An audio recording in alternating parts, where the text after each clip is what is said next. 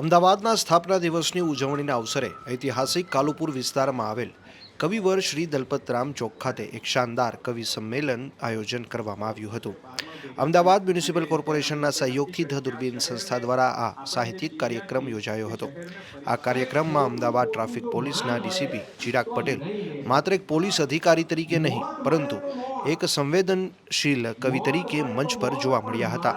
તેમણે પોતાની મૌલિક કવિતાઓનું પઠન કરી શ્રોતાઓને મંત્રમુગ્ધ કર્યા હતા। કવિતાના માધ્યમથી શહેર પ્રત્યેનો પ્રેમ પ્રગટ કરવાની સાથે તેમણે સુરક્ષિત અમદાવાદનો સંદેશ પણ આપ્યો હતો। ડીસીપી ચિરાગ પટેલે સાહિત્યિક અંદાજમાં જ નાગરિકોને ટ્રાફિક નિયમોનું ચુસ્તપણે પાલન કરવા અનુરોધ કર્યો હતો।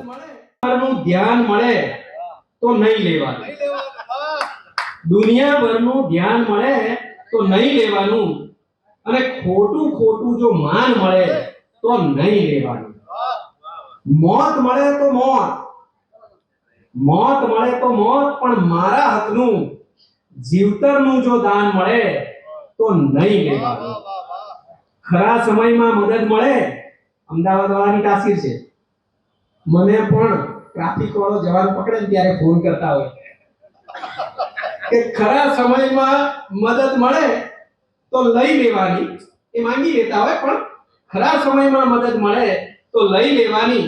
સલાહ સૂચન અને જ્ઞાન મળે, કારણ કે અમે પછી સલાહ આપીએ કે આવું ન કરાય, ખબર પડે છે પોલીસ ઉભેલી છે તો હેલ્મેટ પહેર્યા વગર કેમ નીકળે, તો એ નીકળશે, પણ ક્યાં સુધી ફરીથી કે ખરા સમયમાં મદદ મળે તો લઈ લેવાની, સલાહ સૂચન ને જ્ઞાન મળે તો નહીં લેવાનું।